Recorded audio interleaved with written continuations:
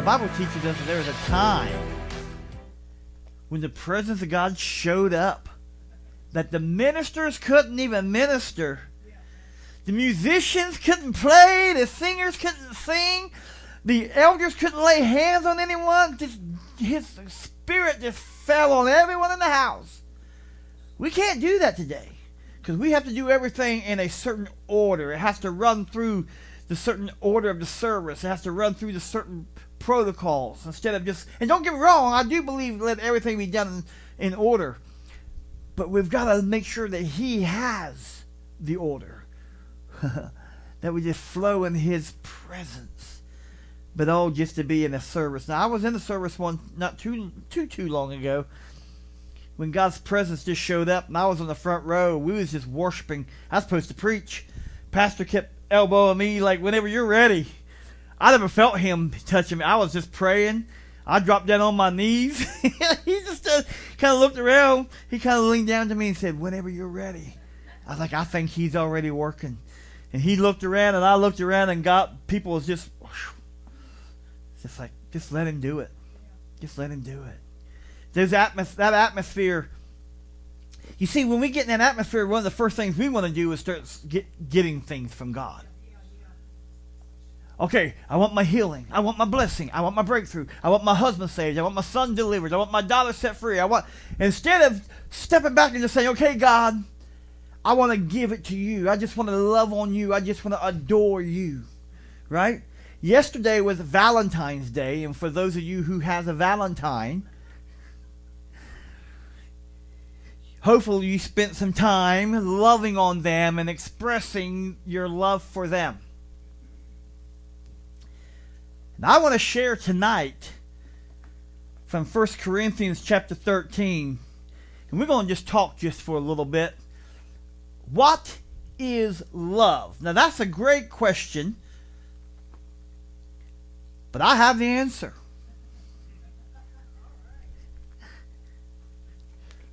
Let me correct myself, Deacon. I'm going to read you the answer. I don't have it. Jesus gave it to us, right? God gave us the answer. Go ahead. What is love? 1 Corinthians chapter 13. If you have your Bibles, you can follow along with us. It says, love, starting with verse 4. Love suffers long and is kind. Love does not envy. Love does not parade itself. Love is not puffed up, does not behave rudely, does not seek its own, is not provoked, thinks no evil, does not rejoice in iniquity, but rejoices in truth, believes all things. Oh, excuse me, sorry, I skipped one. Bears all things, believes all things, hopes all things, endures all things. Love never fails. But whether there are prophecies, they will fail. Where there are tongues, they will cease. Where there is knowledge, it will all vanish away. I want to go back to verse 8, just the first three words.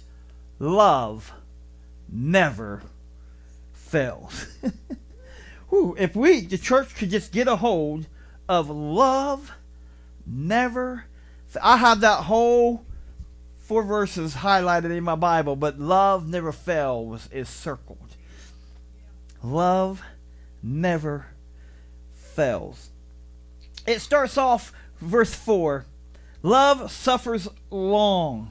Love is patient. Love is kind.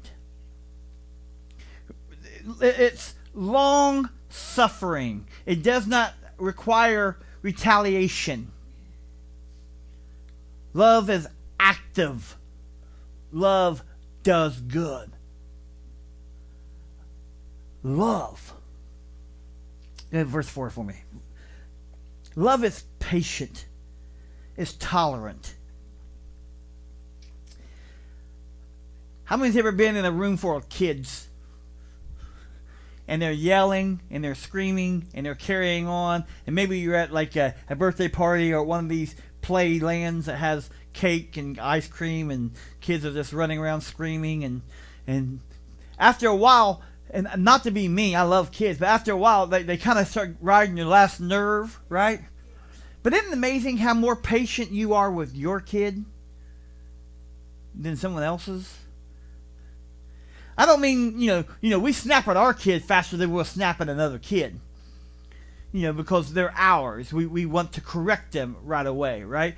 When we were in Kings Island and some kid is carrying on and acting up a fool, you don't grab a hold of that kid and say, get back in line with your mom and dad. No, you just kind of stand there like, whoo.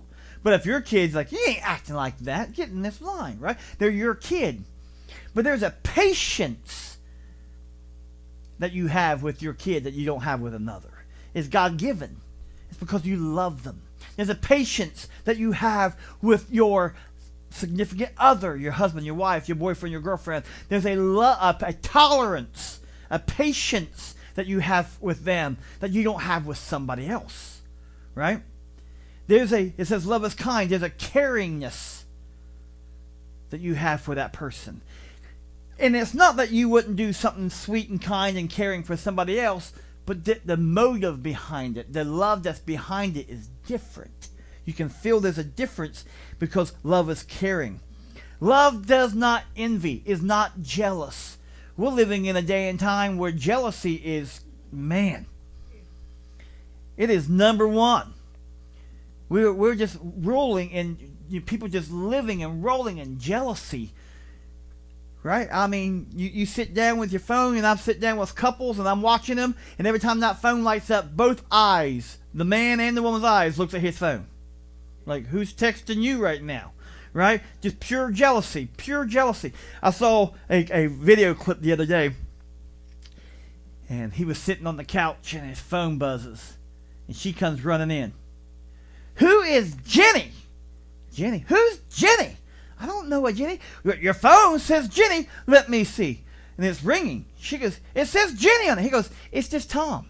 Yeah, it says Jenny. He says, it's just Tom. She goes, it's Jenny. He says, answer it. She goes, hello? Oh, hi, Tom. Yeah, okay. He's right here. And she goes, why do you have it as Jenny? He says, would you have answered it and brought me my phone if it said Tom? No, it was sitting in the other room. I knew you would get freaked out and bring me my phone because it says Jenny, right? There's so much jealousy in relationships, and it's tearing families apart, tearing relationships apart. It says it does not boast, bragging.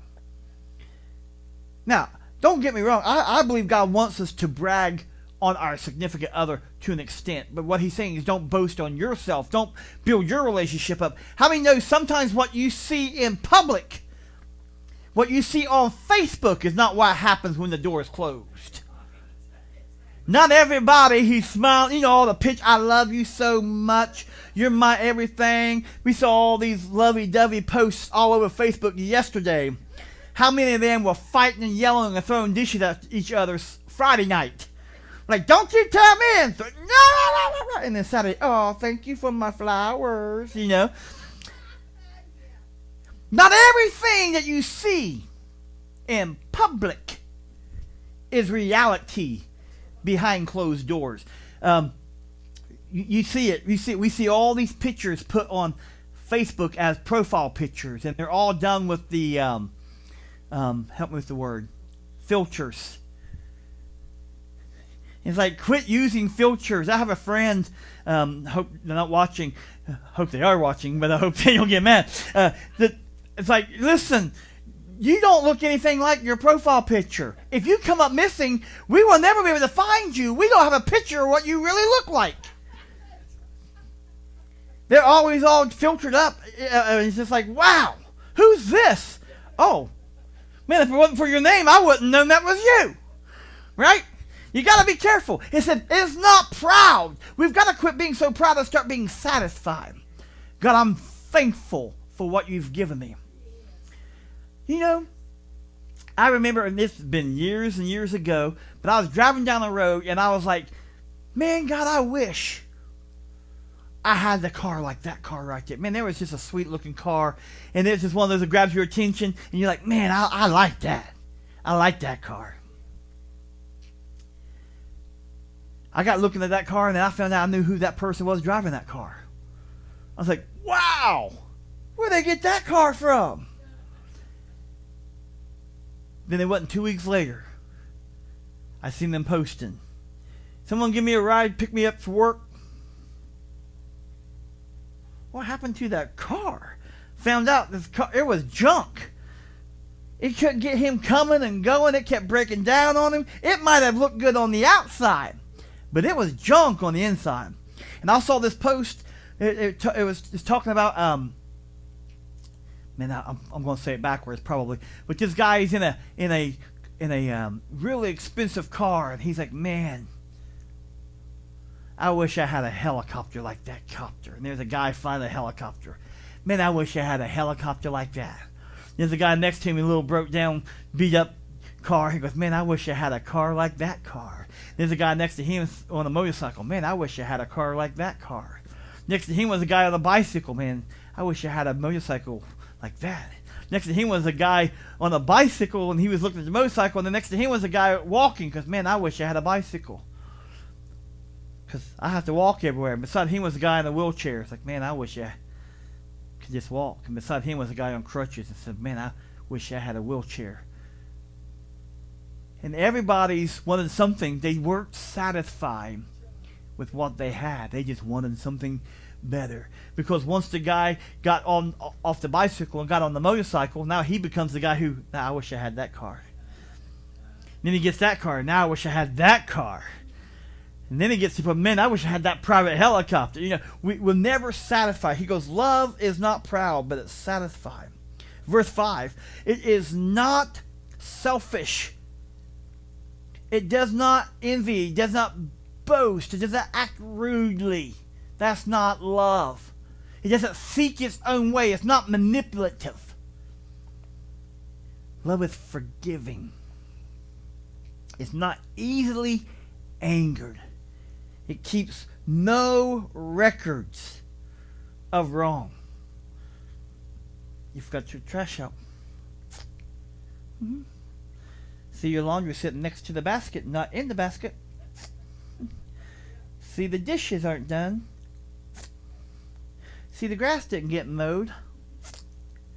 See the laundry didn't get switched over to the dryer.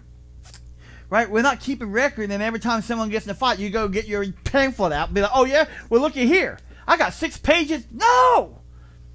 Love does not keep record of wrong. I remember someone said to me one time, they was going through some marital problems, and they said to me, they said, I don't get it. Marriage is 50-50, and I don't know what the problem is. I said, that's your problem. Marriage isn't 50-50. You don't give your 50 and then they have to show up with the other 50. That's not marriage. That's why it's failing in the U.S. Because you're going to do your half and you're going to wait for them to meet you halfway. That's not marriage.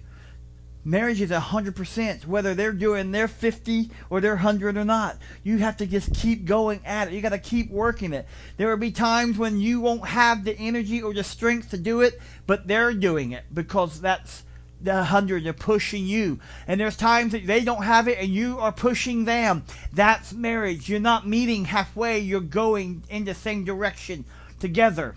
I want you to think about this. If you're going, where's Eli? Come here, Eli. I'll use Eli for just a moment. We'll give him a minute to walk up here.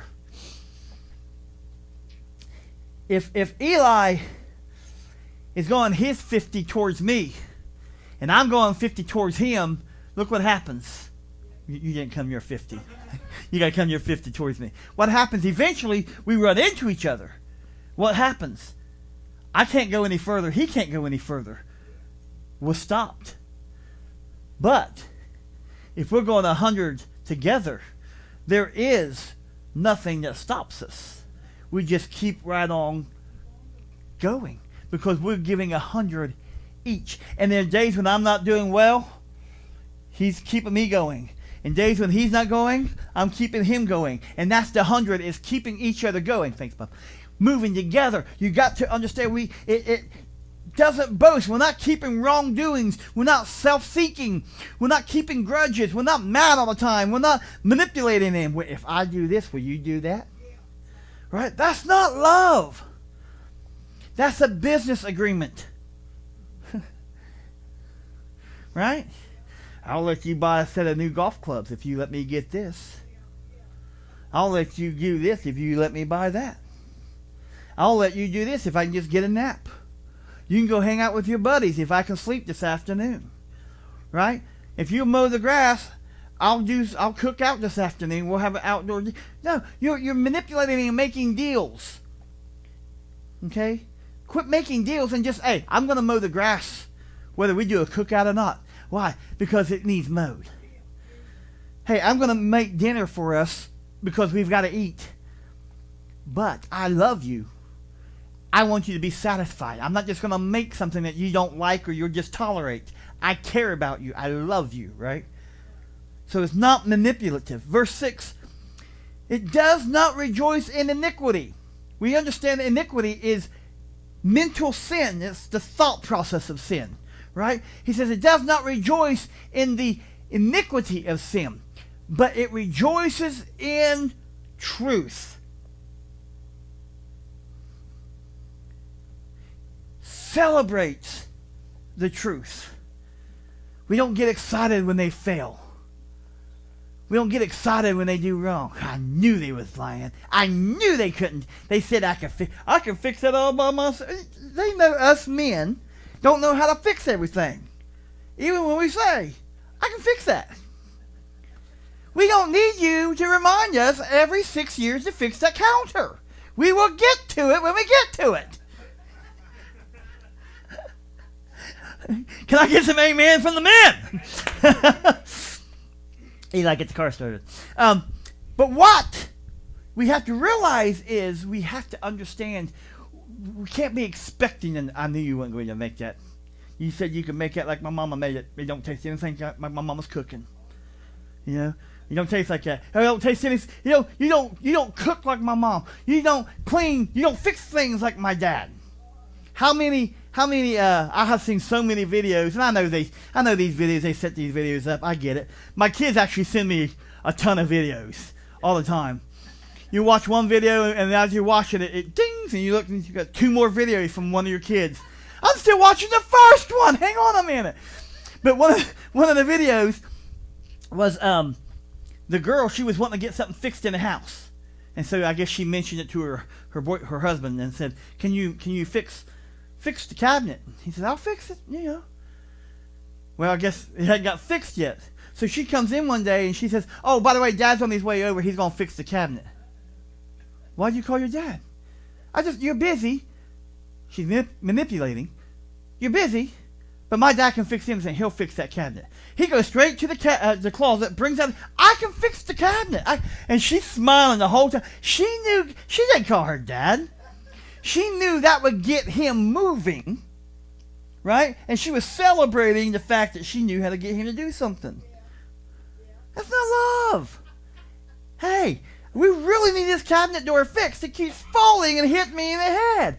Okay, I don't want you hurt. Let's see if we can fix it, right? We've got to understand there is a time when we celebrate in truth. Hey, I'm not very good at this. You think your dad could help me fix this? Hey, let me call my dad. Maybe he can help me work on this. Or, hey, maybe I can YouTube this and see how to fix it, right? There's nothing to be ashamed of if you need help. That's one of our problems is we don't ask for help when we need help. We either don't do it right, or we tear something up trying to do what we said we could do, knowing we couldn't do it. Verse 7, it says, it bears all things, believes all things, hopes all things, endures all things. When I do weddings, I love reading that part of the verse because it bears all things, believes all things, hopes all things, endures all things. Bears all things. That means you're carrying all things. You're going to have to suffer through some things. Marriage is not easy. Marriage is not, I'm going to be married and it's going to be smooth. Marriage is a covenant. Right? Think about this. This is what I tell couples. Think about this. You got two people who probably have their own places. They got their own lives. They do their own things, their own habits and rituals and the way they like things, right? She has a place for everything. He has a place with everything in it. Right? And so what happens is she packs up her place, he packs up his place, and they move into one place together. And she decorates the whole house with all of her stuff and usually gets a room to put all of his stuff in. It's probably a garage or a shed or something. And then they're to get along, to make it work. And we're not wired the same. Men and women aren't wired the same. We have different interests. We have different strengths. We have different weaknesses. And her weakness is usually your strength, and your weakness is usually her strength. But we get prideful. We don't want to, I need help here. And she don't want to say, hey, could you? And so what happens is it's a constant friction. Instead of fitting together the pieces, my weakness is your strength and your strength is my weakness, right? And so some of the things that we have to bear it together. We'll carry this load together. It goes on and says, and believes all things. Listen, we've got to learn to believe one another. You have to trust one another, which means you've got to give them reason to trust, right? But you have to believe hope. Have that hope in one another, for one another. Be their cheerleader. Cheer them on. I knew you could do this. I knew it was going to work out. Or when they fail, hey, it's okay. It didn't work this time. But you learned from it. You know what to do now. You fixed it now. It's not going to be that way next time. You've learned from your mistakes. And your hope. Then endure. Work together. It's one of those things that we preserve with one another to make it last. Right? You cut your finger. You don't go to the kitchen, take a knife, and just cut it off and be like, okay, I'm done with it. No, you wrap it up, let it heal, so you can use it again. Right? I read a true story just recently, that a guy in another country was doing a mission work and got bit by a snake. And one of the other mission people said, oh my goodness, they say that some of these snakes are so poisonous that you can die in 7 minutes. Tied his arm off and amputated it himself in the field. Went to a local hospital and let them fix it up because he did not want to die. They killed the snake and brought it in and found out it was not venomous at all. Lost his arm from a snake bite, and it was not venomous. And I wonder how many times we lose pieces of ourselves in our relationship by little small things that we don't take care of, and it becomes the major thing, when really it wasn't major at all. He goes on and says in verse 8, love never fails. Look what it says. It says, there are prophecies, it's going to fail. Tongues will cease. There's going to come a time when knowledge will just vanish away. But love will never fail, will never vanish, will never be gone, will never cease. Jesus says it's the greatest of these is love. He says to love your neighbor as yourself. We talked about this last week. He also says to love your enemy. What is he thinking? But that's what Jesus says. He says love is not a noun. Love is a verb. It's action. The word love, action, means charity. You got to work it. It has to be functional. There is work to be done in love. If you've ever planted any type of garden, you will know that you don't throw a seed in the ground and then go back in a couple weeks and eat the corn out of it. It doesn't work that way. You've got to work it. You've got to till it. You've got to weed it. You've got to do things to the point that when it's finally got it, then you got to shuck it. You got to clean it. You know, it's not just plant and eat. Marriage and love is no different. You just don't get married and hey, success for the rest of my life. And we, the church, have been pushing that so much. That's why marriages in church, the church marriage statistic is 50% divorce. in the church. 50% in the church. You know what the world is?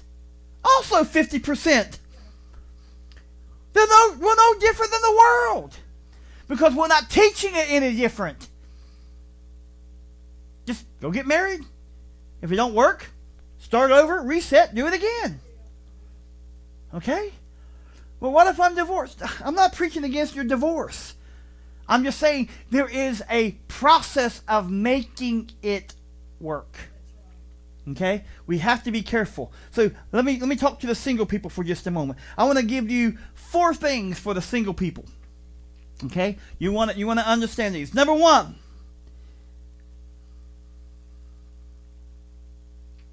It teaches us that we are to not be unequally yoked. Don't date somebody who doesn't share your same faith. I don't know if I have that on the screens or not. If not, you can just leave it where it's at. But don't date somebody who is not in your same faith. Why? Because it's going to be a constant all the time. Constant. Watch this. Let me show you if I can show you something here. We'll just do it down here. Carson, come here a minute. Stand up there. Now here's what, stand up there. When I was a youth pastor, I would see this a lot. Girls in our youth group would date boys from schools and other schools and on the sports teams, and they would come to and they'd say, Pastor Shane, I like this really cute boy. He goes to such and such school. He plays football. I'm like, oh yeah, where's he go to church? Oh, he don't go to church, but I'm gonna get him to go to church. Oh, you're gonna get him? Yeah, I'm gonna get him in church. And then 3 weeks later, where's she been? Month goes by. Where's she at? 2 months go by. Where's she gone? Why? Because it is... Now, he's up high. You pull me up to the chair. Just pull me up here with you, okay? You ready? Oh, no, you pull me up. Try it again. Pull me up. You ready? 1, 2, 3. Pull me up. Oh! It is easier... Thanks. It is easier to pull somebody down than it is to pull somebody up. And so if you think you are so strong spiritually that you can pull them up and they can't pull you down, you might be sadly mistaken, because the thing of it is, none of us, but the Bible says, a fall comes to those who are prideful. Right? So we have to be careful. Pride comes before the fall, right? So we have to understand the first thing is, don't date somebody who doesn't share your belief, because it's probably going to shake your belief. They're going to pull you down from what you have worked so hard to do. I tell my kids this. I've always told my kids this. I still tell my kids this. Is she a Christian? We should go to church. Is she a believer? I don't know. Then, should you be dating that person? And the ones who think that maybe being 18 and they're smarter than dad, and they do that anyways, then in a couple weeks, they're like, but they don't want to say anything to dad because they don't want dad to say, I told you so. Right? But what we want to do is say, hey, we're trying to help you learn before you make this mistake. Right? The second thing I want you to know as a single, if you date, my boys can quote this, date with purpose. My purpose is to get married.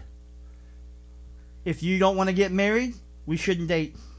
If I don't think I'm going to marry you, and we can't have a marriage, we can't date. That's not... I can go on a date with somebody, we'll have a good dinner, we can laugh and carry on. But if I don't see marriage in our future, we'll just be friends. We can't date. We can't. You have to date with purpose. Number 3, make your intentions known up front. Hey, I'm a Christian. I have a firm foundation. I'm trying to grow in my faith. I want to be a husband or a wife one day with a Christian husband or a Christian wife, have Christian children, raise them in the church. I go to church every Sunday, every Wednesday. I'm a worshiper. I'm this, that. Like, make your intentions known up front. Don't just be like, okay, if you don't want to go to church, we don't always have to go to church, right? Make your intentions up front. Number 4. This one's the one, it hits really hard. Stop playing family if you're not married. Stop playing family. Don't live in the same house. Don't sleep in the same bed. Don't give them access to your heart if they haven't given you the covenant to theirs. Okay? Quit playing family.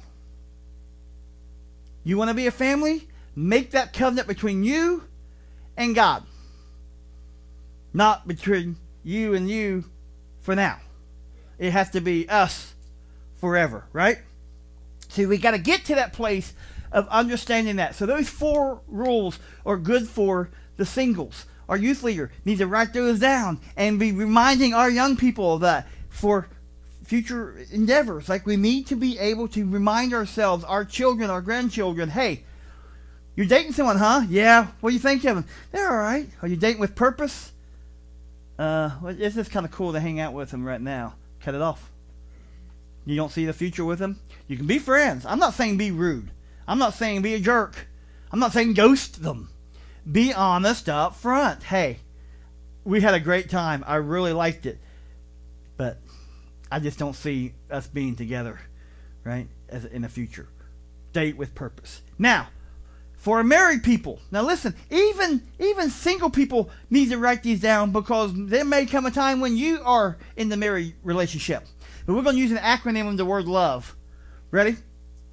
First of all, we need to learn to listen to one another. Relationship, one of the key ingredients to relationships is communication. And learning to listen. How many of you ever talked to somebody? And I don't mean a spouse. Don't look at your spouse. But you just talk to someone. You go to the store and you ask them a question, and you know they're not listening. You know, they'll ask you, hey, how you been? And then they're automatically, and you're talking to them. And they're not responding. So you just start saying weird things to see if they're even listening. That's what I do anyways. They're like, man, how's your mom and dad? And they're over in La La Land. I'm like, they're good. They're doing well. Mom's been, you know, I'm looking at it, and you can just see they're zoned out. I'm like, you know, she took a hammer to Dad's windshield the other day and busted the whole front of it out. They're like, yeah. Hey, the other day I saw they're not listening whatsoever. I'm like, hold up. Did you hear me at all? And then they get that smile where they realize no, I didn't think so. You asked me how my parents were, and I just started telling you some crazy stuff, and you're not even listening. They're like, that happens all the time. I can tell you tons of stories. I do that all the time to people. They'll ask me a question. They don't even listen to the answer. It's not about, they don't care about you. They just want to tell you what's going on in their life. They just want to tell you the pain, the suffering, you know, right? They want to get to that part. They want to get there. So they're not listening. Relationships, we can't do that. We have to listen. You got to hear how they feel. They're going to have to talk. Okay? We understand women do that really well. Men don't do that as well.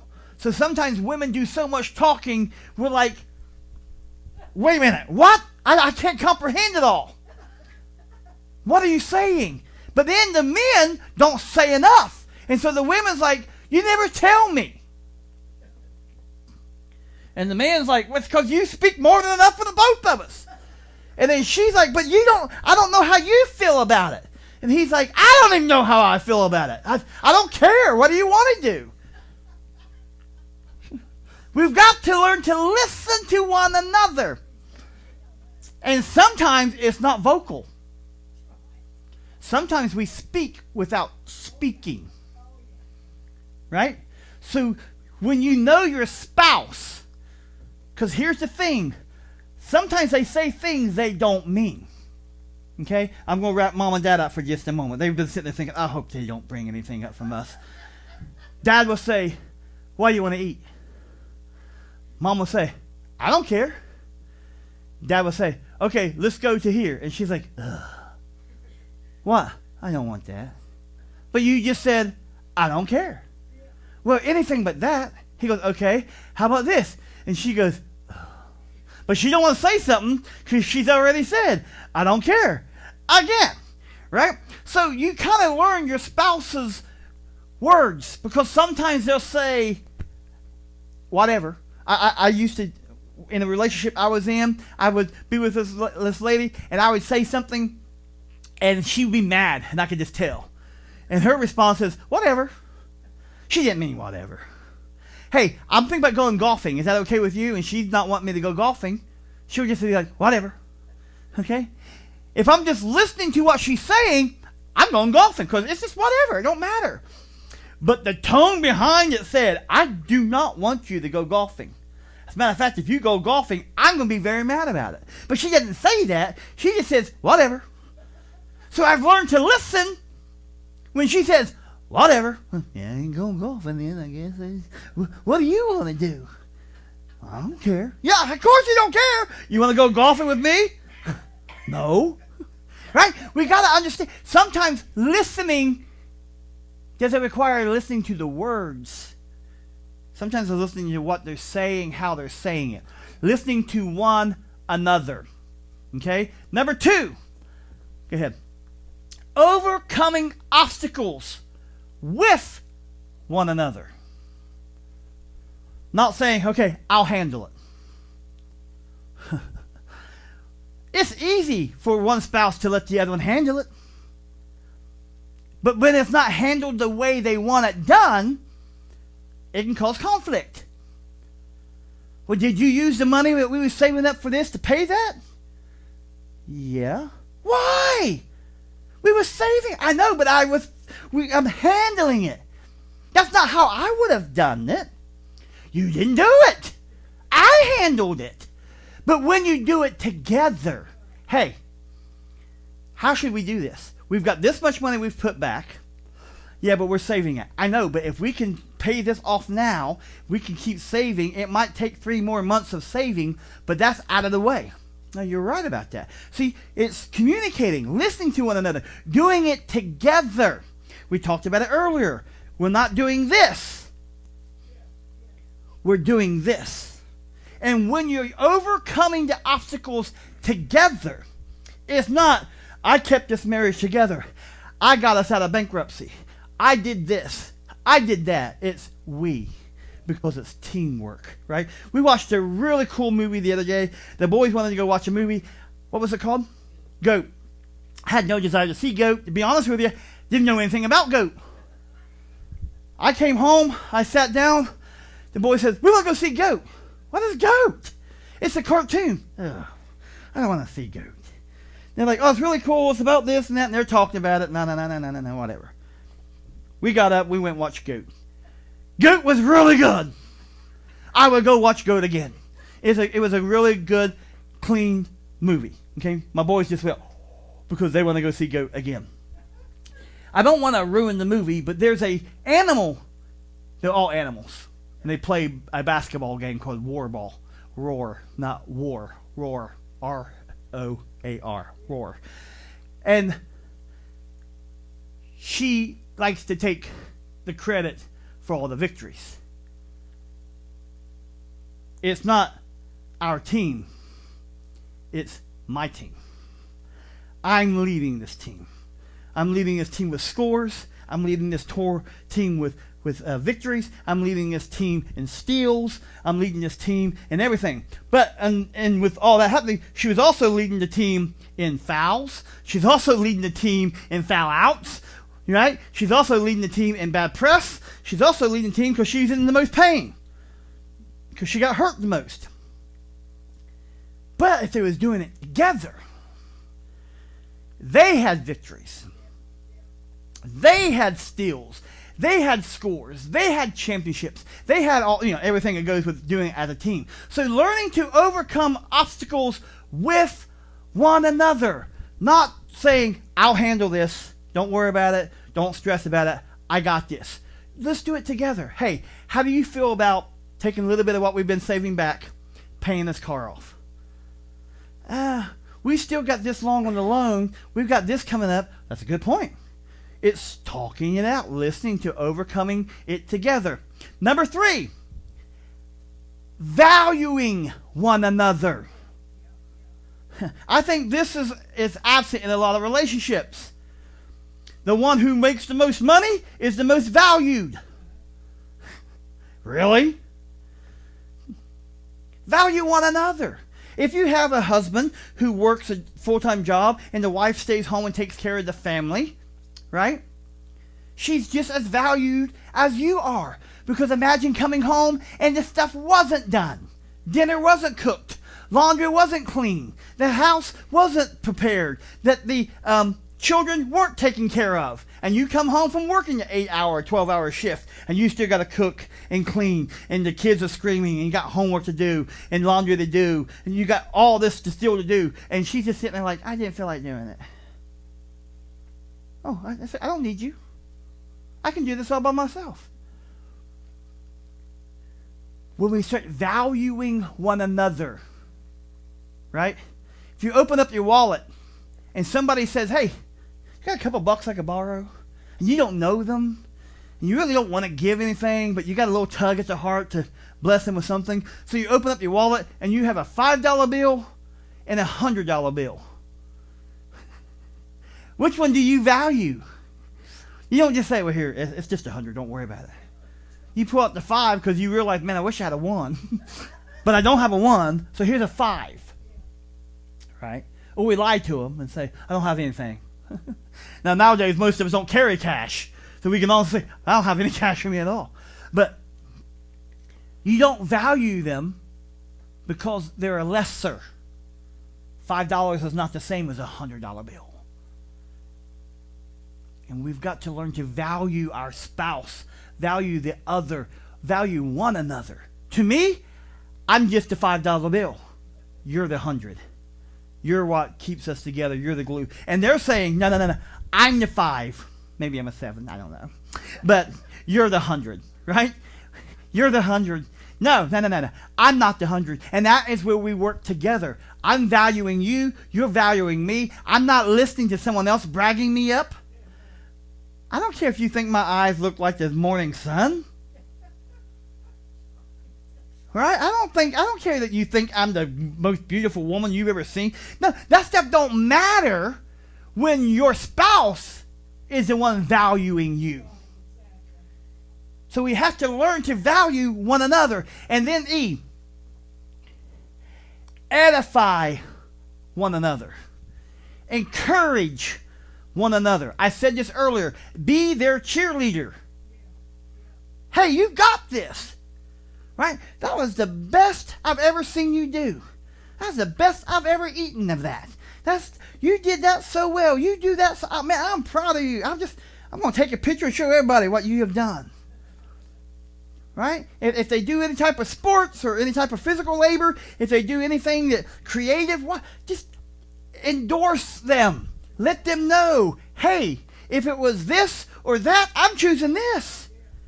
I encourage, I edify, I'm building you up. You're my favorite pick. You're mine, my favorite. Okay? And it will go both ways. That's how it works. Edify one another. It doesn't work well when you're doing all the listening.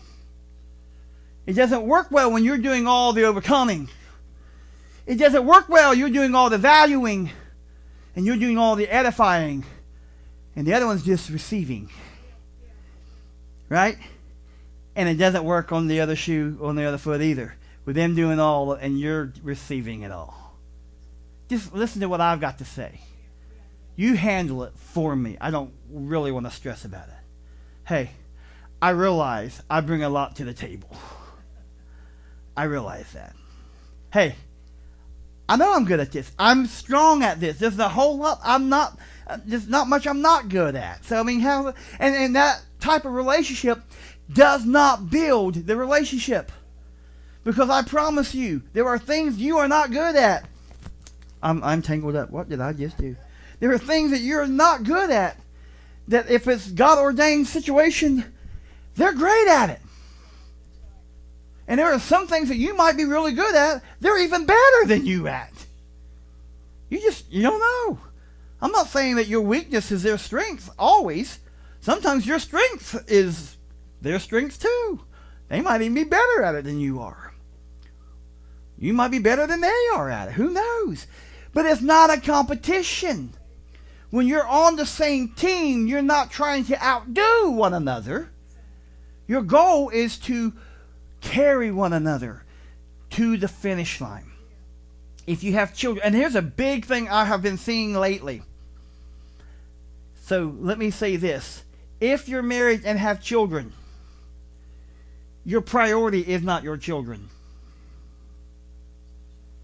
Your priority is your spouse. Because there will come a day that is known as empty nest. And if you have made your whole family around your children, your priority is your children, your spouse will pick up on that. And there will come a day when the children fly the coop. And they're off doing their own thing. And you both are just sitting there looking at each other. And that relationship is not where it should have been. Because your relationship has always been about them. And they've always felt neglected. And now you just look at each other and you don't know each other. So you've got to learn to keep each other a priority. That goes back to the V. Valuing one another. Okay? So these are great points to put down in your marriage. I don't care if you've been married 50 years or 5 minutes. Or if you're not married yet. Okay? Apply these types of values in your marriage. Because it has to be between you and God. Think about it. Let's go back to the same ones we just talked. Leave that up there for me just a moment. Now, don't apply you and your spouse. Apply you and God. He'll listen to you. Are you listening to him? You're trying to do it all on your own. But do it with him. Let him overcome this obstacle with you. He'll tell you how to handle it. He'll give you verses. He'll give you blessings. Even when it comes to sometimes it's through giving. He's like, I don't have the money to pay this bill. And God says, bless that lady with dinner. I don't have money for my bill. You only bless her with food. And then he reminds you, remember when I had Elijah do it? Told the woman, fix Elijah a plate. And she says, listen, I don't have enough to fix you a plate. I got enough for me and my son, and then we're going to die. He says, okay, fix me one first. Now, if we was that way today, the church would empty out him as pastor. Like, oh, he's so selfish. He says, give me the cake first, and then y'all starve and die. And I don't want him as my pastor. He's selfish. Right? Think about it. If that was today, right? If Elijah was pastoring Lakewood Church and he stood up and said, listen, I need everyone to bring me a cake for dinner tonight. Now, I know most of you are starving. It's all you got, but bring it to me first. Lakewood would not have church that night. They would find a new pastor. And they'd be all Facebook. Our pastor's so selfish.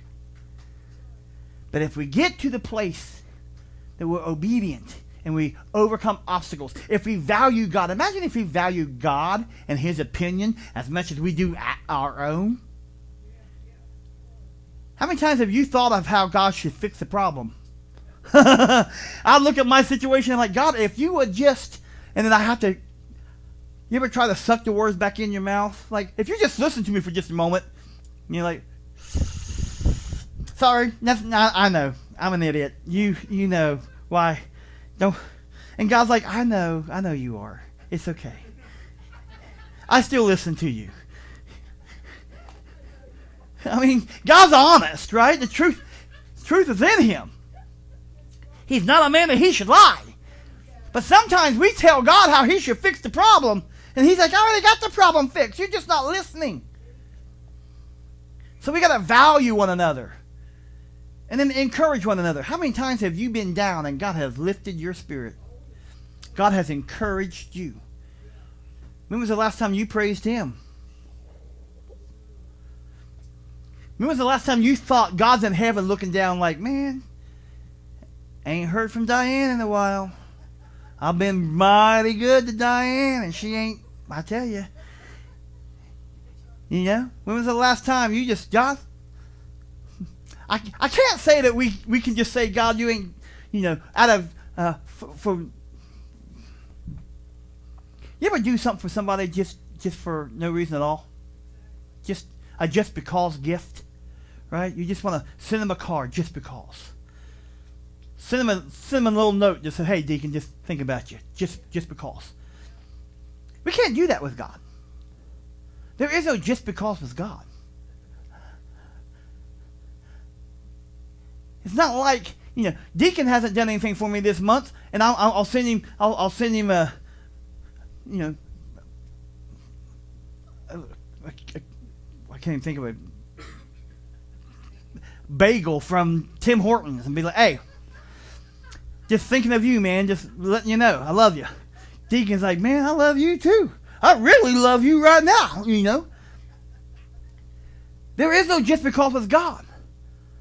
Because he's done so much for us. We could never pay him back, let alone be ahead of the game that we can just because him. Like, God, just because I just want to tell you I love you. You're 700,000 blessings behind. But don't worry about it. I love you anyways. That's how much he cares about us. He's going to encourage us even if we don't encourage him. That's why it's so important that we do praise him. Because he's worthy of the praise. He's worthy of all of our praise. We don't give him all of our praise. We don't even give him a fraction of the praise he deserves. That's why it's important that we don't skip out on giving him the praise. So when it comes to love, yes, it's important with your family. Yes, it's important with the spouse or your spouse-to-be. Yes, it's important with your children. Right? You can turn these around with your children. My kids would tell you, I sit and talk to them. What do you guys want to do? What do you guys think about this? Right? Now, there's sometimes they're like, will you just listen to me for a moment? And I'm like, what? Right? But sometimes they have to remind me, you're not listening to us. Mimi used to say to me, I love how you sit down and explain things to them and hear them out and get their opinion on things. I'm like, hey, we're in this family together. Right? Listening to them. We overcome things together. Hey, we're struggling right now. Okay, you don't need to know all the details, but we're going to tighten back on this just a little bit. And they're like, okay. They don't ever say, well, that's not fair. Right? We value one another. I tell my kids all the time, if it's in this house, it belongs to you just like it belongs to me. Tell them all the time. If it's in the refrigerator, you don't have to say, hey, can I have the last? I don't care. It's your house, my house. We have one rule. If you took something home from a restaurant as a leftover, not like a glass, that's theft. But if you took home half of a burger you didn't eat and you put your name on the box, then you have to ask whose name's on that box. But everything else is ours. Everybody has whatever, right? That's how it works. We value one another. Just because I'm dad doesn't mean I'm more important than sons and daughter. Okay? It works the same way in this house. Just because I'm the pastor doesn't make me more important than the parishioners, right? Because I can't do this on my own and this isn't mine. Right? If the Lord would call me home tonight, this church shouldn't close next week. Okay?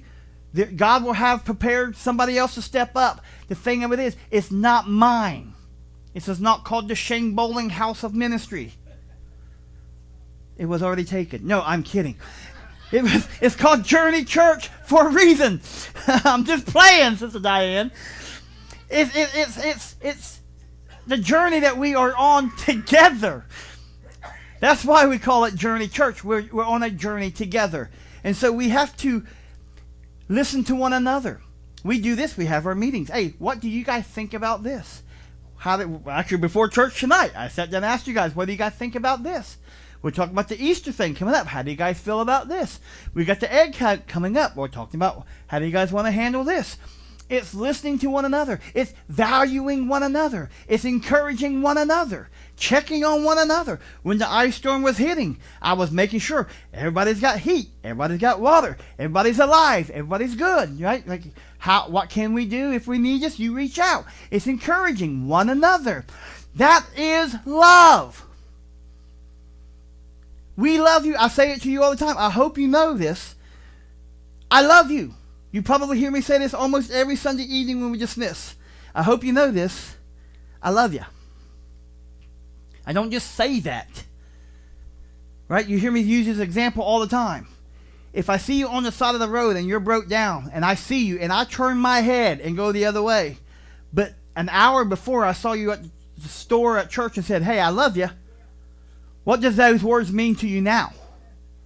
Nothing. You just literally saw me turn my head away from you. But a couple weeks ago, I got off a prayer call with Deacon and I said, I love you. Right? At the end of the prayer call. And then that Friday, Deacon was stuck on the side of a road in the ice storm. I drove past him. I couldn't tell if it was Deacon or not. But it looked like the van he drives. And I was like, I got to check on him. I was in the other lane, heading the opposite direction. But I was like, hey, I don't know if it was you. Am I lying?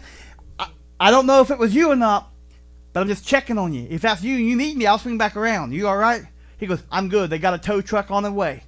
Thanks for checking on me. Hey, you're welcome. That's love one another. I'm not trying to pat myself on the back. I'm trying to get us to understand that is love. And we talk about love all the time in church, but we don't show love. We talk about loving the lost. We don't love the lost. We're too busy talking about them. Ooh, did you see the hair on that person? It was freaky looking hair. Did you see the way they looked? Did you hear what they were saying? Yeah, I did. What's that tell you? They're not Christians, probably, right? We have this thing where we say the Bible teaches us not to judge. That's not what the Bible says. The Bible doesn't teach us not to judge. He says you'll know them by their fruits. What he does say, you ever see everyone's getting all these tattoos? Only God can judge me. Yeah, read your Bible. That's not what he says. He says judge them. But the measure you judge them with, I will judge you with that same measure. That's what Scripture says. That's what Eli, I think you just read that last night, didn't you? Matthew 7. We've got to understand. We got to love people. We're not there to look at them and be like, okay, they won't make a good Christian. That's not our call. We're not the cleaners of the fish. We don't select the fish. You know, Jesus says, I want you to go become fishers of men. And if you're anything like me, I'm a picture modern day fisher in the boat, casting, reeling it in. He's looking at it. Is it big enough? If not, what do I do with it? Throw it back in, right? Catch and release. They get a big one. They're like, look, I caught a fish this big. Right? That's not how they fished. They used a net. And they threw this net out and caught a whole litter of fish, pulled them back up. They didn't pick through them. No. Yeah. They just caught them all. Brought them in. That's what Jesus wants us to do. Not go out and look and see, is their hair weird? Do they dress appropriate? Are they using words that we're okay with? You've heard me tell the story about the lady and the man and the woman that came to our church years and years ago. And in the middle of Wednesday night Bible study, I was down on the floor and I was teaching. And he come in and he was sitting there in the pew listening. And halfway through the lesson, he took his hat off. He was wearing a ball cap. Took his hat off, threw it down, and said a couple cuss words. He says, I don't know what to do. And everyone's like, and it would have been okay if he stopped there. But then he stood up. And it was like every other word was a curse word. But then he was trying to, and it was just like, and beep, beep, and beep, beep, beep, beep. And people like, and I'm like, so I just walked back and I'm standing in front of him in the aisle and I'm talking one-on-one with him. And that night, he walked up to the aisle with me, knelt down at the altar, gave his heart to the Lord. And over weeks, he kept cussing. And he said, I'm sorry, I'm trying to stop. I said, I didn't say anything. I know. But after a couple of months, I looked at him and I said, Jerry, you ain't heard you say one foul word in a while. He goes, I haven't said a foul word. And he just began, but God changed his heart, which changed his words. But if we would have attacked him that night on his language, if we would have seen what he was wearing, what he smelled like cigarette smoke, and it was some hard rock band type t-shirt and trucker cap that he wore the whole time in service, and it was just like out of the element. And if we would have approached him the way we talk about them, he would not have been saved to this day. But because we loved him with the love of Christ. When they cut off the ear of the soldier arresting him, Jesus put the ear back on him and loved on him. It was not only reattached, everything was reattached. I mean, I've been dealing with vertigo since August 1st. None of this is working in here, right? I can't hear at all in my left ear. And Jesus reattached all of that. Out of love. And everybody else took him away in chains, and that man's walking around going, I don't know if I'm on the right team. I mean, why me? Why? Wow. And if we portray him to the world that same way, there'll be some of them going, why me? Why? I said mean things. I've done horrible things. Or I'm a good person, but I've never done the prayer thing. Like, it doesn't matter. God loves you. And we've got to learn to share that same love with the world. And last point. I've got 2 minutes. We've got to learn to love one another in the house. Now, I will say, I feel very blessed that I get to pastor a church. We don't really have that whole going on. At least I don't hear about it, right? But I have been a part of churches where somebody come up to me and say, said this about me, and I don't like it, and if they say something like that about it, I'll tell you what I'm about to do. I'm like, okay, well, just pray about it, stand back, and then I get 2 steps and someone else walks up to me and says the same thing about the other person that just walked away. Let me tell you. Oh, here we go. Oh, I'm sorry. Did I graduate from being a children's pastor to a youth pastor to senior pastor, back to children's pastor again? What happened? This is like elementary preschool garbage. Love one another. Pray for one another. Now, we are human. We are human, right? We all get upset. We all have people who do us wrong, and it hurts, and it burns, and it stirs. Okay? Some of my family, we've been going through that here this last week. It's hard. It's hard to stand back and be like Christ and say, hey, listen, what can I do? In the back of your mind, you saying something else. Like, you ask me anything outside the realm, we're going to have a talk.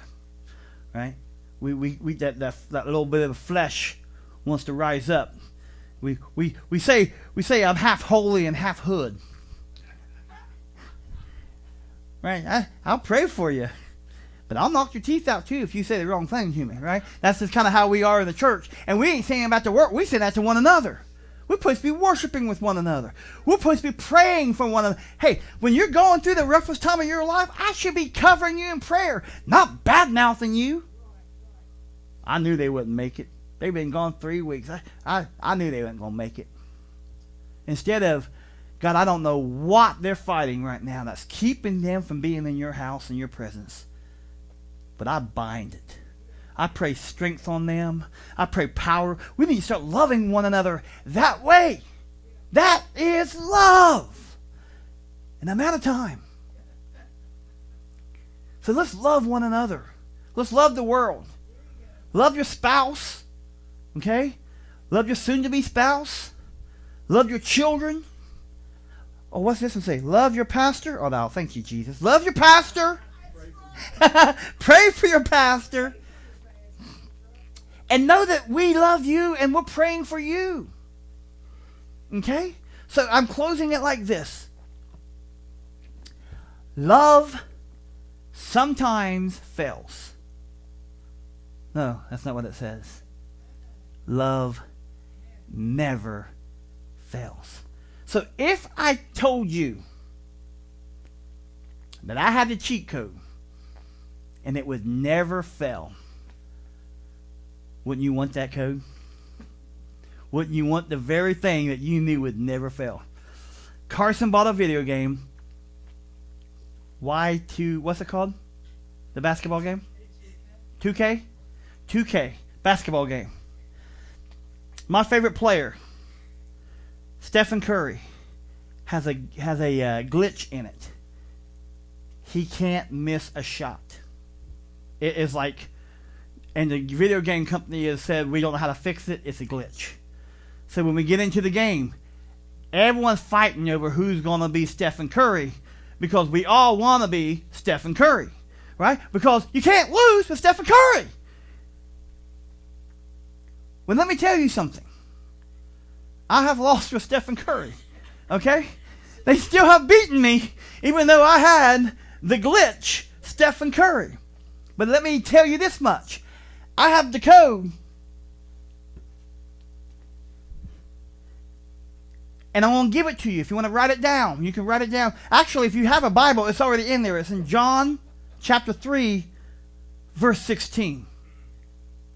For God so loved the world, not just the saved, not just the saints, not just the Jews, not just the ones that looks like you, smells like you, talks like you, just the ones you approve of. For God so loved the world, the black man, the white man, the rich man, the poor man. Hey, the homosexual man. Okay? That he gave, not lost, not loaned, but gave his only Son. That whoever believes on him